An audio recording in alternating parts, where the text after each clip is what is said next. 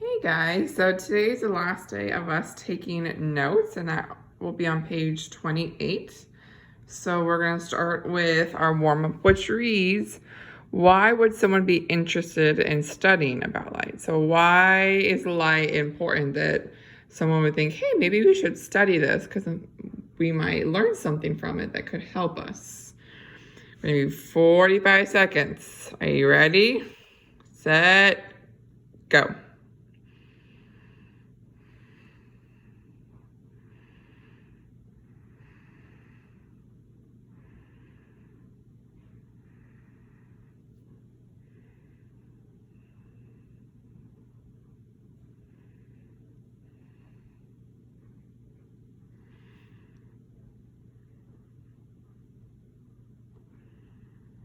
About 20 seconds.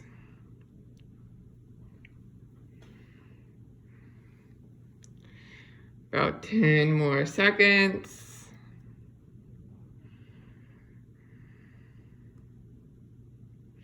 All right, 3, 2, and 1. So today it's more like we're not necessarily taking notes, we're just kind of reading over the notes. So we're going to talk about what are some scientific contributions to the field of light. So to study light, we have many different tools. Things that reflect the light, so, if the light bounces off so we can see it. Things that refract it. Remember, refracting means that they bend the light and transmit it. So things like flashlights, lenses, whether it's in maybe in your glasses if you wear glasses, or a prism, which you watched all those videos, kaleidoscopes, cameras, use them, eyeglasses, refracting and reflecting telescopes. If you ever use binoculars, microscopes, spectroscopes, and mirrors are all things that allow us to take advantage of light. Now, light's important because if we didn't have light, our world would be dark. We would have no plants, which means we wouldn't be making things like oxygen. We wouldn't be able to grow food. So being able to use the light and its good qualities helps us as humans and as animals. So we have 4 scientists that we're going to talk about who have made some kind of pretty big contributions to observing and learning about light. So the first one is Galileo. And he was the first to actually use a telescope to study the sky. He used a refracting telescope. So remember, refracting is where it bends the light. And he also helped make improvements to the telescope. So he didn't invent the telescope, but he helped improve the telescope that they had at that time period. Then we have Robert Hooke.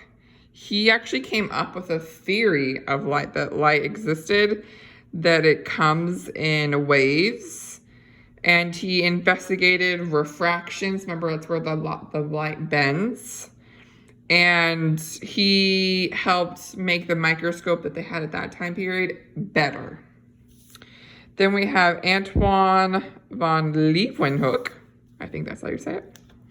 He actually created lenses for magnification. So if you have, if you go out with our lens, like we did when we were looking for plants out on the playground, so it can our magnifying glasses, he actually helped create lens that could make things bigger or smaller. And he was actually the first one to invent a microscope. And then our last one is Isaac Newton. And he built the first practical reflecting telescope. So you have refracting telescopes and reflecting, and he built the first reflecting.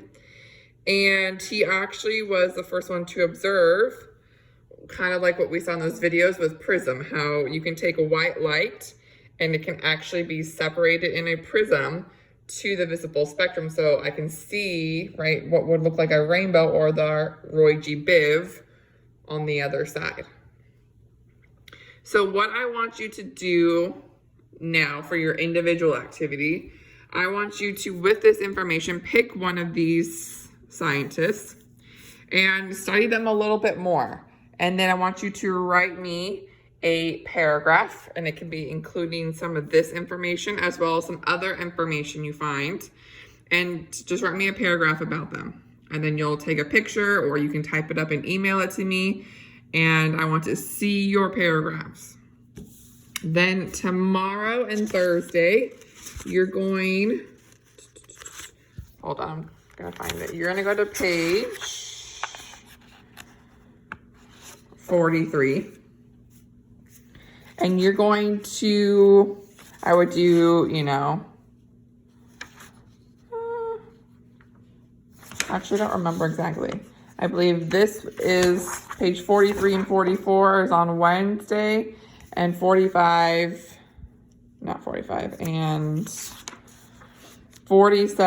through 49 is on Thursday. So these are SOL type questions.